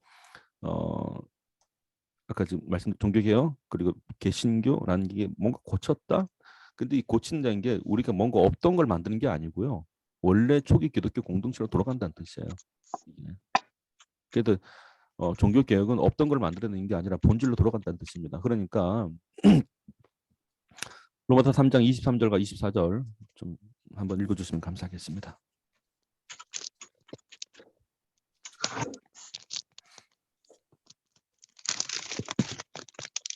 사모님 한번 읽어주시죠. 네. 로마서 3장 23절과 24절 말씀입니다. 네.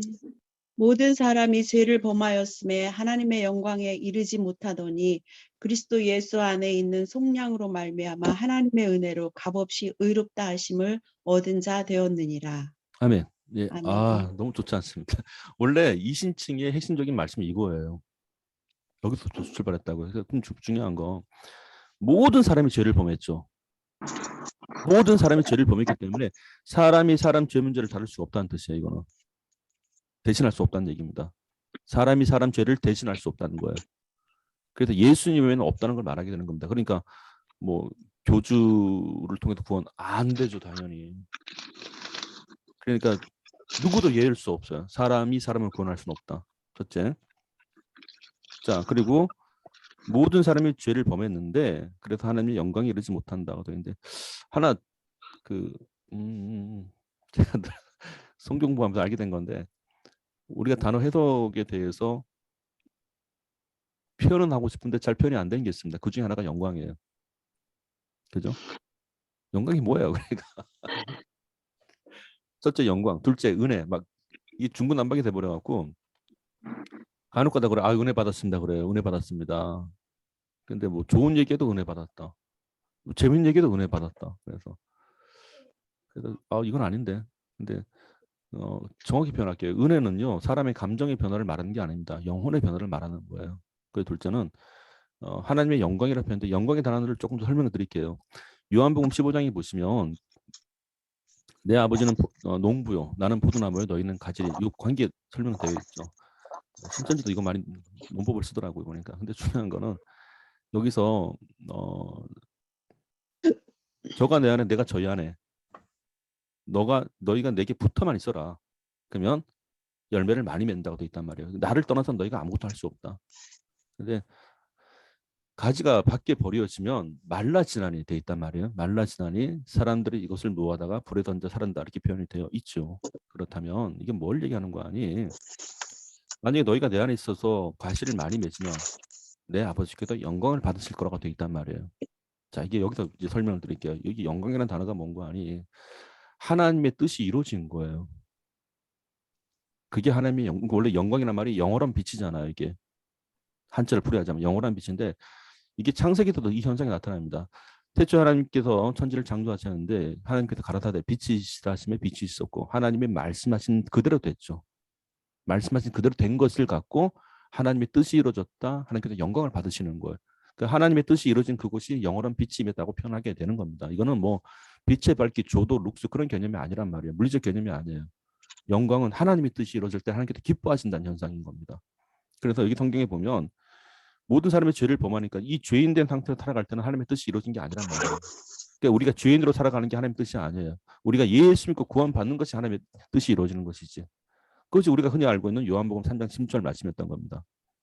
하나님께서 세상을 이처럼 사랑하시는데 독생자를 주셨는데 왜냐하면 이는 누구든지 저를 믿는 자마다 멸망치 않고 영생을 얻게 하려 함이라. 하나님과 함께 영원한 삶에 대해서 이제 말씀하시는데 이게 하나님의 뜻인데 그렇게 우리가 예수 믿고 살아가는 것이 하나님의 영광 되는 거예요. 결국은 왜 하나님의 뜻이 거기에 있으니까. 그러니까 우리가 다른 거 믿어도 되는 게 아니라 우리가 예수님 믿어서 믿음의 삶을 살아가는 것이 하나님의 영광 되는 겁니다. 결국은 그거예요. 그래서 이제 영광이라 말할 때는 하나님의 뜻이 이루어지고 있다는 겁니다. 결국은 그 뜻이 뭐예요? 우리가 구원받아서 구원의 삶을 살아가는 것이죠. 그래서 예수 그리스도 안에 다른 게 아니에요. 예수 그리스도 안에 있는 구속으로 인하여 속량으로 인하여 예수님을 말미암아 죄 사함이 일어남으로 인해서 하나님의 은혜로 값없이 의롭다 됐다. 의롭다 됐다. 죄가 용서됐다. 의롭게 됐다. 하나님의 자녀가 됐다. 하나님의 자녀가 됐다. 그것이 하나님의 영광 되는 겁니다. 그게 영광에 이른다고 표현한 거예요. 그러니까 우리가 예수 믿고 죄 사함 받아서 하나님의 자녀가 되는 것이 하나님의 영광에 이르는 겁니다. 거기에 내가 도달하게 됐었다. 이제 영광에 정리되시죠? 영광은 그런 겁니다. 자, 로마서 3장 23절 24절. 그래서 이제 우리의 구원, 죄인, 속량, 예수, 은혜 이 모든 것도 핵심 교리에 포함됐던 단어고, 그리고 로마서 10장 17절 보겠습니다. 이건 그냥 제가 읽어드릴게요. 그러므로 믿음은 들음에서 나며 들음은 그리스도의 말씀으로 말미암는다. 다른 교리가 아니에요. 예수님이 하신 말씀 속에서 우리가 포함되는 건데 이제 이거를 참 해드릴 건 많은데 이거다 참고점 말씀드릴게요. 제가 이단사에 가면서 알게 된 건데 이단에 속한 사람을 한두 번 훈계한 후에 멀려라. 참고적으로 그러니까 그럼 우리 자녀들도 멀리해야 되나? 그게 아니고요. 여기서 말하는 훈계에 대한 개념을 바로 보셔야 되는 겁니다. 훈계는 하나님의 말씀으로 권면한다는 뜻이에요. 내 사람의 말이 아닙니다. 이거는. 그래서 훈계라는 단어를 좀 가볍게 보시면 안 된다는 거 말씀드리고요. 자, 다시 한번 돌아와서 삼위일체 예수 그리스도 이신칭에 대한 얘기를 말씀드렸습니다. 요리에 대한 것들 잠깐 오늘 제가 설명을 드렸는데 시간 되게 빠르네요. 벌써 1시간 지났습니다. 저 얼마 안 된 줄 알았는데 저는 한 20분 된다 생각했었는데 죄송해요. 저만 그렇게 느끼는 건가요? 아니에요. 맞아요. 왜 이러죠? 너무 재밌게 하셔가지고 그냥 푹 빠져들었어요. 그 제가 지금 이제 그 이단 사역을 하는 게 이제 제 방향은 그래요. 이제 기존에 우리가 알고 있는 성경이 있으니까 그쪽 방향으로 좀 접근을 해서 우리 걸 제대로 세워가고 그다음 이단 걸 안 맞는 걸 보는 게 낫지 않나 생각이 드는데 그 제가 지금 하는 사역은 이제 성경 사역 목사님들한테 또 사모님들한테 성경 가르치는 사역을 하고 있고요. 일주일에 한 번씩. 그리고 이제 화요일 날 저녁에는 이제 목사님들한테 이단 강의를 따로 하고 있고 목요일 날은 이제 사역자분들 성경 강의를 하고 있고 그리고 수요일 날은 우리 이제 외부 권사님들 제 대전 분들이 아니세요. 외부 권사님들 성경 뭐 하고 거의 뭐 일주일 다 짜는데 토요일 날은 일부러 비워놨는데 토요일 날은 이제 제가 윤 권사님 덕분에 아니 저도 고맙습니다. 이게 감사해요 정말. 윤 권사님 이제 제가 일할 수 있는 기회를 주셔서 감사합니다. 이것도 하나님의 계획이라고 보고 있으니까 권사님 힘내십시오 정말. 네. 자 혹시 오늘 하신 것 중에도 궁금하신 거, 그러니까 오늘 정도는 이제 우리 걸 정확히 좀 체계적으로 고은교를 3일치 교리를 아시고 그 다음 시간부터는 2단 교리하고 저희 거랑 한번 좀 비교를 좀 해볼게요. 뭐가 틀렸는지. 그리고 막간을 이용해서 어렵게 들으셨기 때문에 일주일에 한번 만났었기 때문에 제가 그거 하나 보여드릴게요. 이제 틀린 점을 한번 찾아보는 기회. 뭐가 틀렸을까? 우리 또 실습해보면 좋지 않습니까? 그걸 하나 보여드릴게요. 구원파에서 지금 유튜브에 돌아다니는 것이 있습니다. 물론 하나 더 말씀드릴게요. 신천지는 이제 저희 교회 청년이 그러더라고요. 신천지 2년 있다가 나온 친구인데 목사님 우리는 숨 쉬는 것 빼고 다 거짓말인다고 하더라고요. 때로는 뭐란 줄 아세요? 이 친구가 어떤 데는 숨 쉬는 것도 거짓말 아닌가 그 정도로 느껴질 정도로 최다 거짓말이에요. 최다 거짓말. 아유 참. 그래서 방금 우리가 지금 이신칭의 교리 또 삼위일체 그리고 예수 그리스도에 대해서 공부하셨기 때문에 구원파에서 유튜브에 이제 돌아다니는 영상이 하나 있습니다. 그래서 이걸 분별하기 위해서 한번 구별 한번 해보세요. 좀 답변하기 곤란하시면 안 하셔도 돼요. 그러니까 테스트용이니까 제가 잠시만요.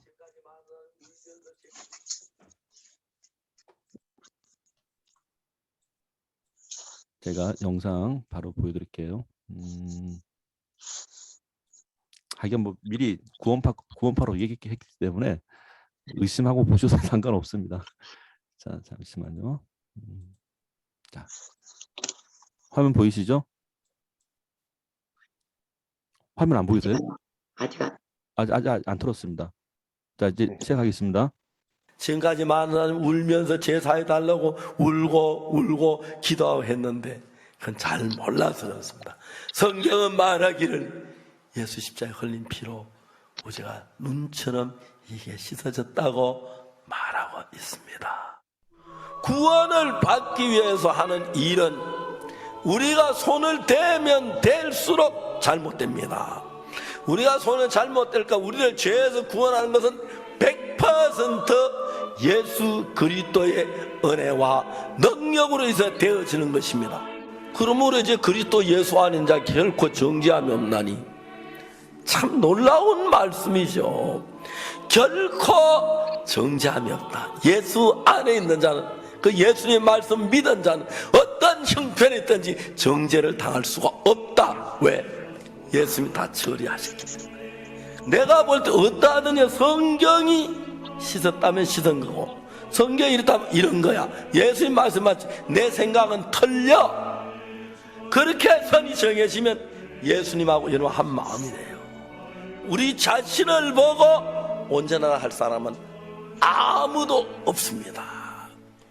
그러나 예수님의 피를 보면 거룩하다고 말할 수 있습니다. 어떤 사람 말해요. 그럼 죄 막 지도 되겠네. 죄 막 짓겠네. 그래. 너무너무 신기한 것은 죄 안 짓는다 켜놓고 죄 안 짓는 사람 하나도 없어요. 우리는 죄를 짓지 않으려고 애를 써서 되는 게 아닙니다. 우리는 선을 행하려고 애를 써서 되는 게 아닙니다.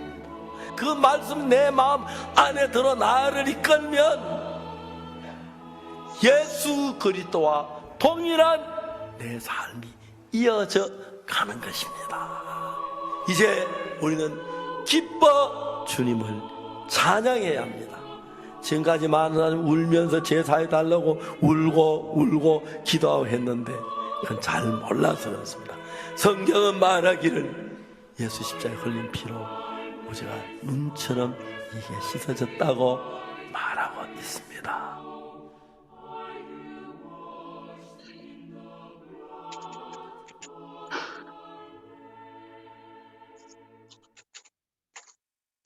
자, 문제점 한번 생각해 보세요. 1분 정도.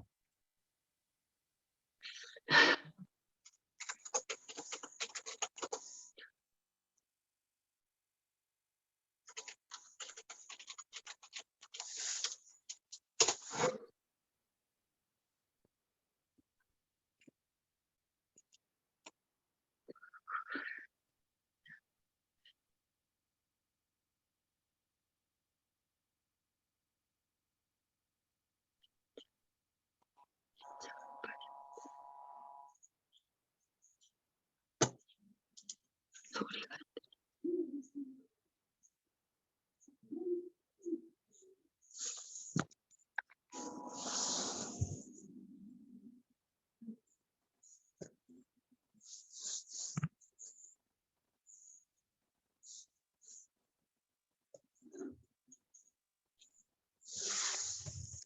말씀이 안 들려요. 네, 죄송합니다. 지금 제가 마이크 잠깐 꺼놨는데 아들내미가 군대 갔다가 지금 방금 급하게 전화 와갖고 훈련병 기간이었는데 일주일에 한 번 통화되거든요. 하필 이렇게 죄송합니다. 받으세요. 혼자 아직 끊었어요 방금. 쫑얼쫑얼 대고 죄송합니다. 아, 아니, 저는 지금 입이 목사님 입이 움직이시는데 소리가 안 들려서 혹시 죄송합니다. 들릴까봐 꺼놓은 거고.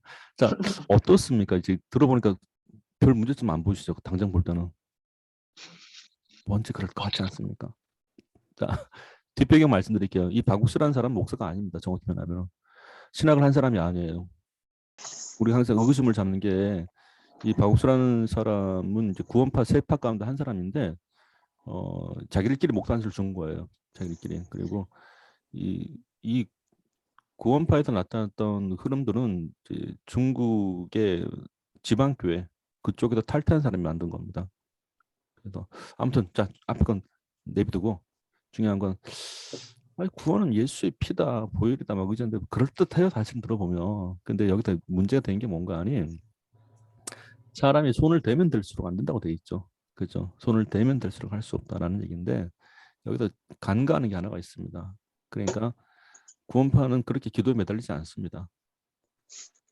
그리고 성령 체험 자체도 아예 없고요. 그리고 그 문제는 그거예요. 이게 얼핏 들어보면 신단동설의 한 분파기도 해요. 신단동설은 하나님께서 다 알아서 하시는 거다. 우리가 할 건 전혀 없다. 근데 뭐가 빠지는 거 아니? 감리교 신학에서는 그거 말하고 있습니다. 은혜의 도구란 말을 써요. 은혜의 도구, 은혜의 수단, 은혜의 통로. 이게 뭔가 아니? 우리에게 주어진 예배, 기도, 성경. 여기서 말하는 성경 말씀은요.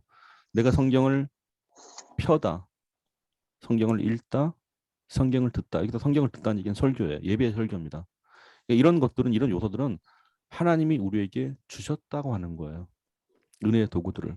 그래서 돼 있지 않습니까? 너는 내게 부르짖으라. 예레미야 말씀도 있고요. 그리고 구하라 찾으라 두드리라라는 말씀도 있고 예수의 이름으로 기도하라고 돼 있다라는 사실입니다. 그래서 이런 것 같고 은혜의 도구들에 대해서 이렇게 보셔야 돼요. 우리는 이것을 은혜의 도구를 써야 돼요. 구원을 받기를 원한다면, 구원이 지속되기를 원한다면. 왜냐하면 구원은 예약이 아니에요. 구원은 과거형도 아니고 미래형도 아니고 구원은 현재 진행형입니다. 날마다. 그래서 은혜의 수단은 하나님께서 주신 거기 때문에 우리 보고 하라고. 그래 우리가 두 가지를 쓰게 되는 건데 첫째는 은혜의 도구는 하나님께서 우리에게 주셨기 때문에 해야만 하는 거예요. 은혜의 수단들은 해야만 한다. 그리고 우리는 할 수 있습니다. 왜? 하나님께서 주셨기 때문에 할 수 있는 거예요. 그래서 우리 왜 간혹가다 그런 거 있잖아요. 교회 다니시면서 나는 오늘 뭐 교회 갈 마음이 안 생겨 그러잖아요. 근데 신앙을 마음 따라 합니까? 아니에요. 신앙은 예수님의 명령 따라 하는 겁니다. 근데 원래 이 말씀의 구조는 두 가지가 되어 있어요. 예수님 하나님의 명령이자 약속이 되어 있는 겁니다. 명령과 약속이기 때문에 우리가 마땅히 순종하게 되는 거고, 이 순종과 복종의 차이도 있어요. 복종은 내가 무조건 맹목적으로 가겠다는 겁니다. 이단은 맹목적이 강해요, 그게. 그래서 이단이라 말하게 되는 건데, 사실은 예수님께서 우리 가운데 말씀하실 때는 이제 명령과 약속에 대한 체계적 개념이에요. 이게 뭔가 하니 우리 가운데 명령하실 때는 우리가 그 길을 가는 동안에 하나님의 약속이 있기 때문에 소망이 있게 되는 거예요. 그래서 그 길을 다른 말로 표현할 때 우리가 하나님의 소망을 두고 간다고 되어 있는 거예요. 그래서 이 순종과 복종의 차이는 그겁니다. 순종에는 하나님을 소망하는 게 있습니다. 그래서 명령과 약속적인 개념인데, 근데 할 건 되게 많아요, 사실. 여기 하나만 더 오늘 마무리하겠습니다. 정탐꾼에 대한 얘기를 아시죠? 오늘 제가 이쪽으로 봐야 정탐꾼에 대한 얘기를 들어보시면 12명을 보내시잖아요. 보낸단 말입니다. 근데 거기서 2명은 여호수아 갈렙은 이제 얘기가 달라요. 10명과 2명으로 나눠진단 말이죠. 근데 10명은 우리가 지금 현대에서 많이 평가할 때 이상하게 평가를 하시더라고요. 보니까 10명은 부정적으로 얘기를 했다. 2명은 긍정적으로 얘기했다. 상당히 잘못된 관점입니다. 긍정 부정의 논리가 아니고요. 성경 자세히 보세요. 10명은 현실을 얘기했죠. 있는 상황을 얘기했고 현실 그대로 반영한 겁니다. 2명은 어떻게 얘기했을까요? 여호수아 갈렙은 하나님이 우리한테 명령하신 거다. 그리고 약속하셨다. 두 가지 논법입니다. 신앙은 긍정 부정 논리가 아니에요. 내가 우리의 현실을 보느냐, 하나님의 명령과 약속을 보느냐, 두 관점인 겁니다. 이 성경 보는 관점 매우 중요한 겁니다. 이게 사실은. 그러니까 한때에 뭐 저도 좀 조심스러운 얘기긴 한데 옛날에 많이 유행했던 책이 있었잖아요. 긍정의 힘. 좋게 말해서 바뀌는 게 아니고요. 인생은 하나님의 말씀이 바꾸는 겁니다. 그거예요. 그 하나님의 말씀이 역사하는 말씀이란 말이죠. 그게 개신교 신학의 핵심이기도 해요. 역사하는 말씀. 그겁니다. 자, 뭐 제가 좀 주저리주저리 좀 오늘 얘기가 많아서 죄송하고. 자, 그래서 아까 그 구원파의 이 문제는 은혜의 도구를 써주지 않아도 된다는 얘기입니다. 하나님께서 다 알아서 하실 거니까. 이 사람들이 그래서 기도에 그렇게 매달리지 않는 겁니다. 죄 한 번 구원받았으면 그걸로 끝이에요. 하나님은 번복하지 않는다. 이 그들의 주장인 겁니다. 그러니까 죄를 지어도 죄책감이 사라지겠죠. 날마다 예수님을 의지할 필요가 없겠죠. 그래서 이 사람들은 구원이 예약이라고 생각하는 겁니다. 이미 예약. 구원받았는데 뭐 하나님께서 번복하시겠냐. 아닙니다. 제가 그건 확실히 말씀드릴게요. 디모데전서 4장 1절, 2절에 보시면 구원받은 사람도 떠날 수 있다고 얘기하고 있습니다. 믿음에서 떠나요. 후일에 성령이 밝히 말씀하시기를.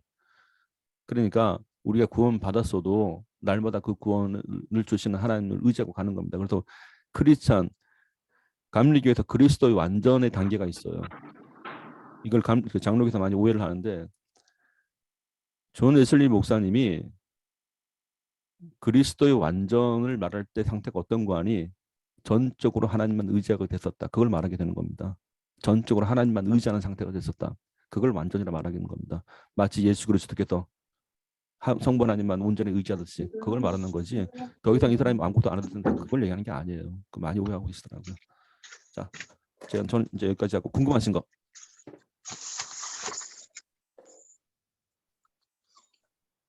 한 시간 반이 지났어. 아유, 놀라워. 아니 뭐 사모님, 목사님, 권사님께서 평소에 은혜가 충만하신가 봐요. 그러니까 이게 시간이 금방 가지. 감사합니다. 좋은 분 만나게 돼갖고 감사합니다. 금방 가죠 시간이. 그 팟빵이라는 팟빵 오케이. 예. 예. 그래서 거기 들어가니까 거기서 이렇게 올려놓은 그게 나오더라고요. 그들이 반증한다 그럴까? 그죠. 예, 그래서 막 기존 교회와 목사님에 대해서 막 아주 적나라하게 막 맞아요. 비판만 하는 맞아요. 식이고, 네. 막 빨리 그들이 돌아와야 된다, 막 이런 식으로, 막 하더라고요. 그래서, 근데 그런 것들을, 그들이 들으면, 그게 우리는 들으면 저건 아닌데 하는 게 보여지지만, 그들은 그게 당연하다고 생각할 거 아니에요. 그거 하나 말씀드릴게요. 예. 이게 교육을 할 때 매번 그 교육을 해요. 기존 교회는 틀렸다, 바벨론 교회다 계속 하고 여기는 맞다라고 가르치는 건데 그게 신천지만 그런 건 아니에요. 이단들의 공통점인데 그런 작업을 하는 이유 중에 하나는 여기만 구원이 있다고 가르치기 위해서 그렇게 하는 겁니다. 여기만. 그러면 또 하나 말씀드릴게요.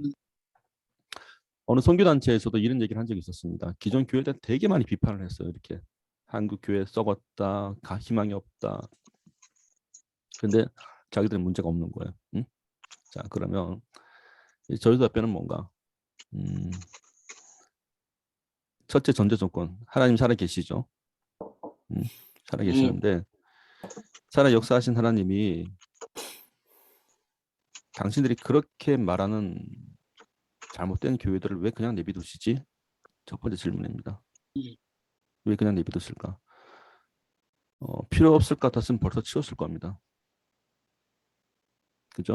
지금 목사님 그 말씀에 그러니까는 그 성경에도 자기들이 이렇게 추앙하다가 이제 그게 잘못됐다가 하니까 이제 나중에 희지부지 흩어지는 그런 것들이 예로 나오잖아요. 그 네. 부분이 제가 지금 어디라고 말씀 못 드리겠는데 그러면서 그 예수님을 막 추앙할 때에 그들이 만약 잘못됐다면 그들도 어느 순간에 모였다가 흩어질 것이다. 그렇죠. 그 때문에 그러면서 그냥 저들 그냥 놔두라 이렇게 사도행전에 있는 말씀입니다. 예, 나오잖아요. 그러니까 네. 얘네들도 그걸 주장하더라. 그렇죠. 자기네들이 잘못됐으면 아하. 흩어질 텐데 예. 지금 안 흩어지지 않냐. 그래서 예, 그 얘기를 하고 그리고 그 당연히 잘못됐으면 어느 데간 하나님이 흩으실 거기 때문에 그거를 그냥 그대로 있으면 이거는 잘못된 게 아니지 않냐 이렇게 얘기를 하더라고요.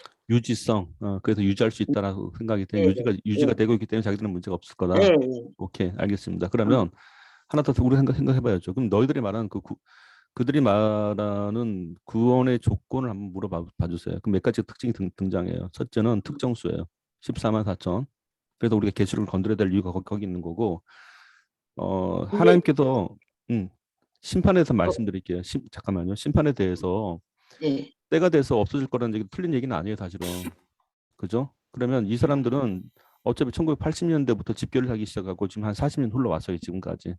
그러면 많은 이단들이 생겼다가 없어지긴 해요. 그래서 이거는 그들이 말하는 게 아니라 사실 우리 쪽에서 말해야 될 문제예요.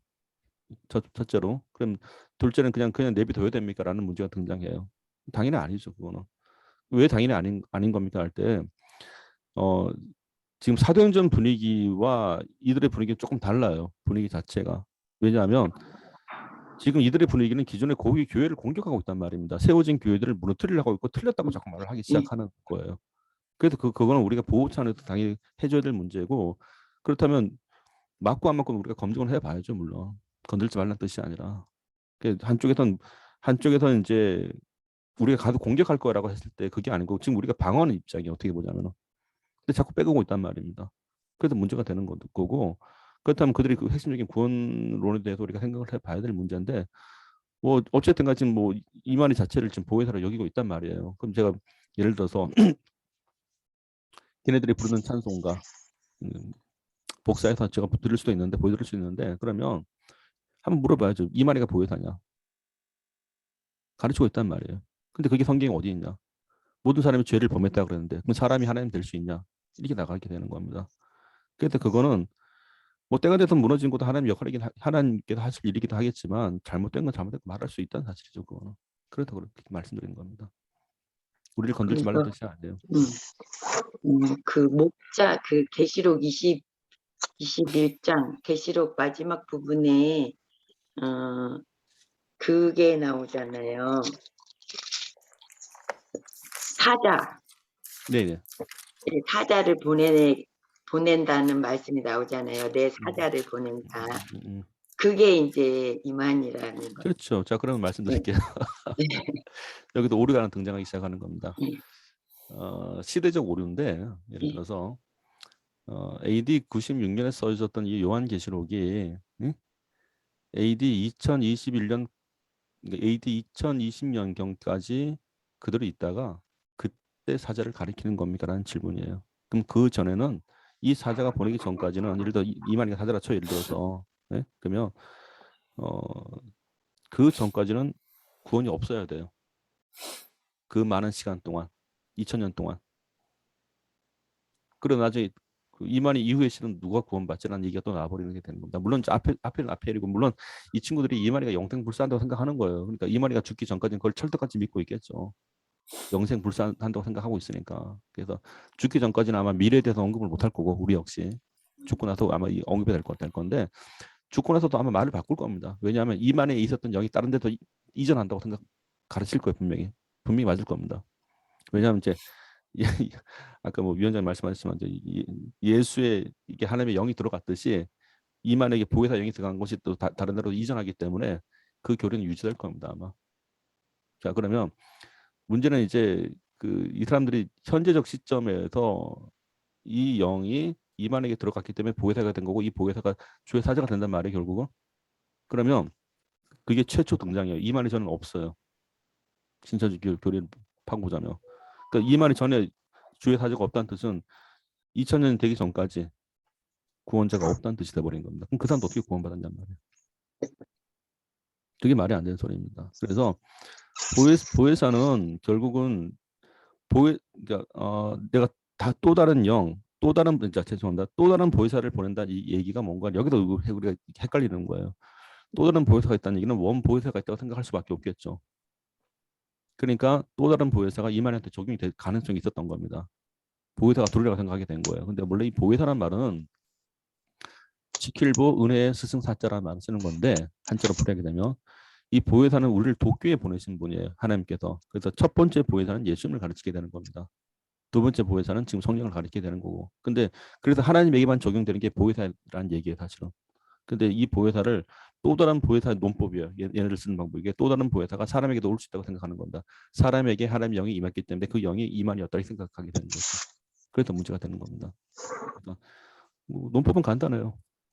사람에게 주의 사자가 지금 AD 2000년을 가리켰던 겁니까? 그러면 그전엔 구원이 없습니까? 라는 문제예요.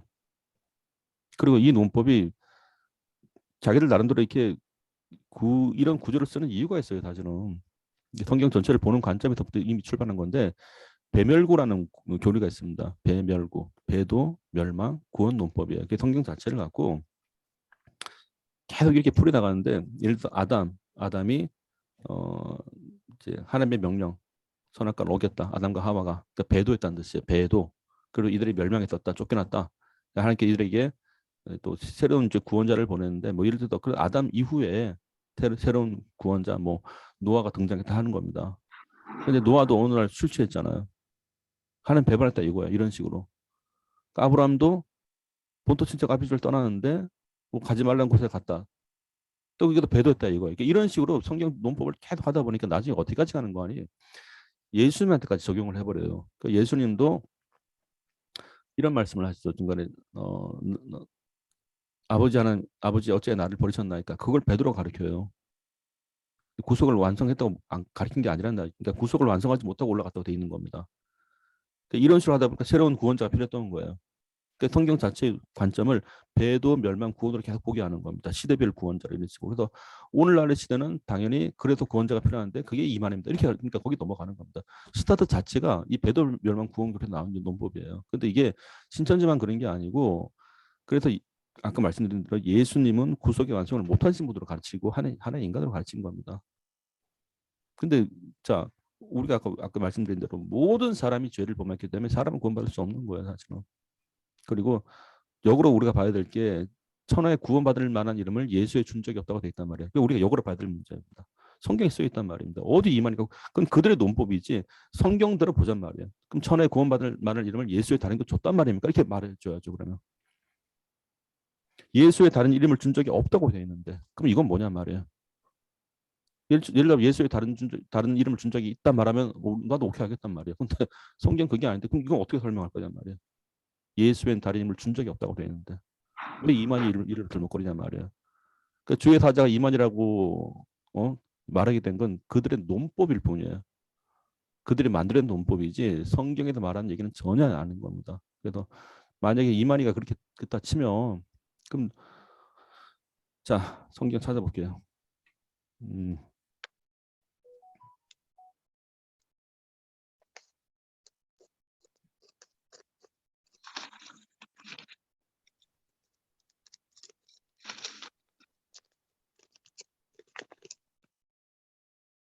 잠시만요. 여기 있겠다.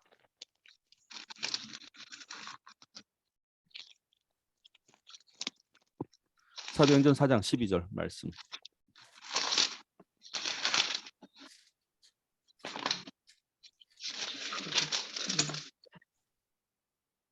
한번 읽어주시죠. 사도행전 4장 12절 말씀.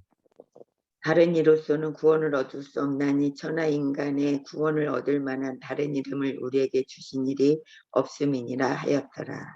아멘.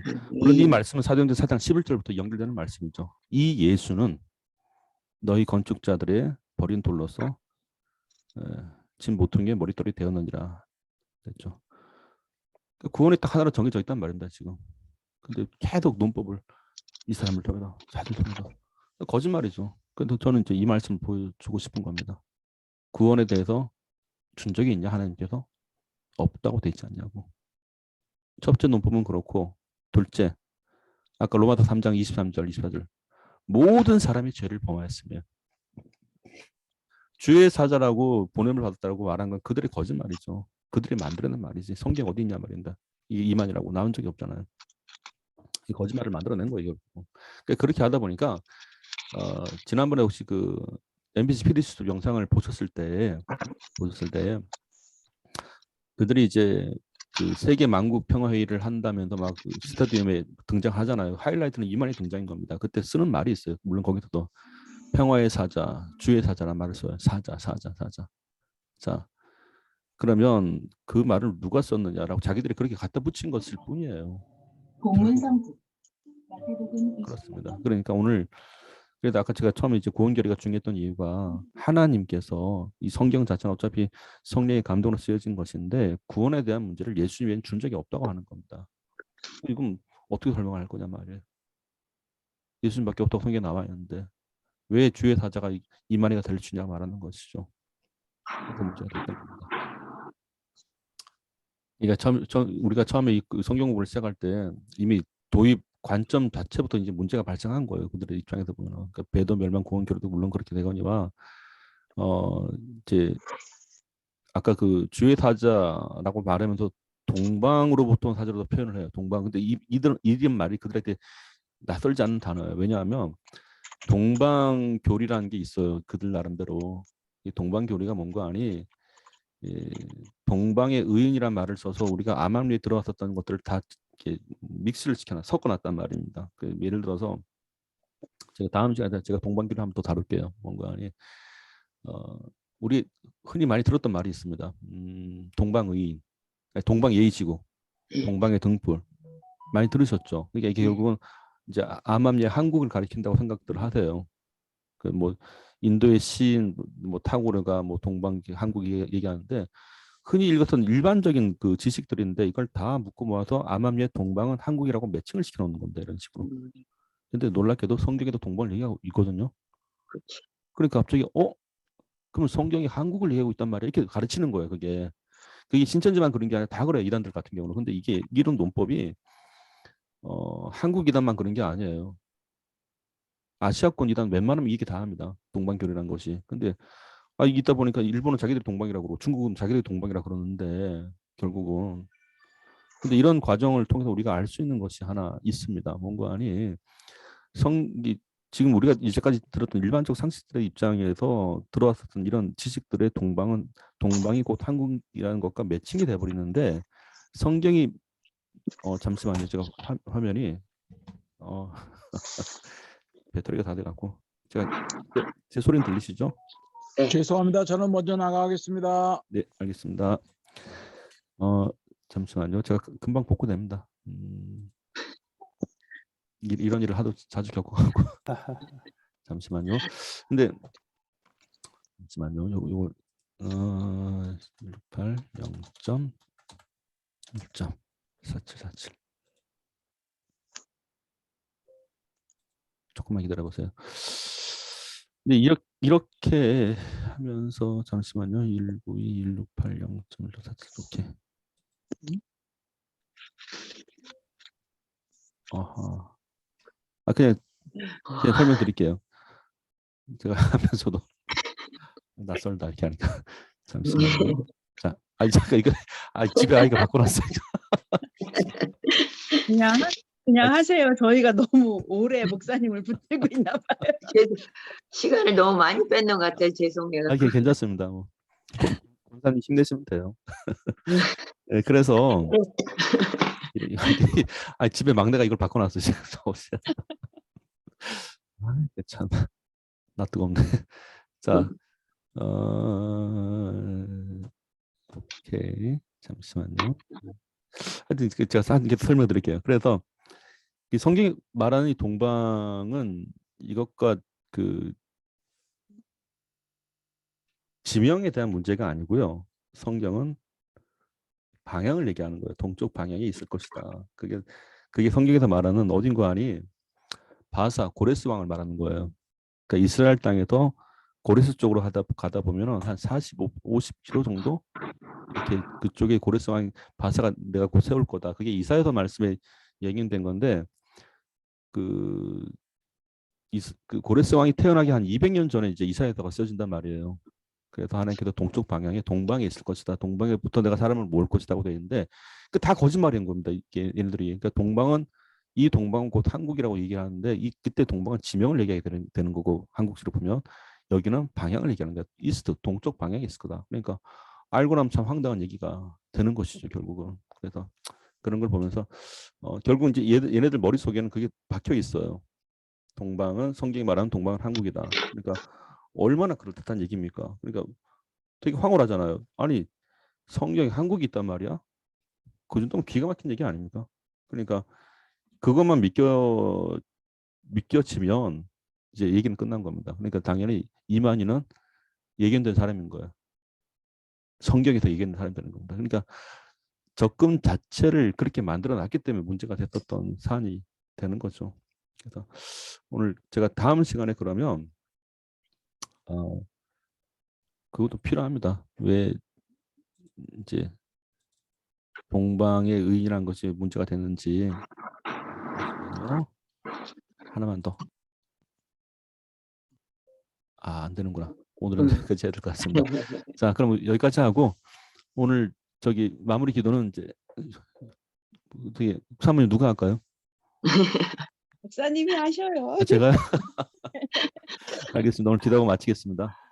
하나님 아버지 감사합니다. 오늘도 귀한 시간 우리 가운데 허락해 주셔서 감사하고 또 우리가 이렇게 또 성경을 통해서 바른 구원관 가운데 또 서 있기를 구하고 특별히 우리 윤혜수 권사님 그 따님을 주님 불쌍히 여겨주셔서 아무쪼록 아버지 하나님 이제 오래 시간이 걸리지 않게 다시 하나님 품으로 돌아갈 수 있도록 도와주시옵소서. 아멘. 이 모든 과정에 하나님의 도우심을 구하오니 아버지 하나님 이 과정을 통해서도 하나님께서 돌보고 계심을 주여 알게 해주시옵소서. 아멘. 또 우리 용군사님 하나님께서 힘주시고 믿음 주심으로 그 신앙이 오히려 더 견고히 설 수 있도록 또 사랑하는 따님을 놓고 기도할 때에 아버지 하나님 그 기도를 받아주셔서 우리가 알지 못했던 하나님의 크신 역사를 이루어 주시옵소서. 아멘. 감사드리며 예수 그리스도 이름으로 축복하며 기도 올립니다. 아멘. 아멘. 네, 감사합니다. 얼굴을 못 보셔서 죄송합니다. 감사합니다. 네, 다음 주 토요일 날 뵙도록 하겠습니다. 네. 감사합니다. 고생 감사합니다. 많으셨습니다. 고맙습니다.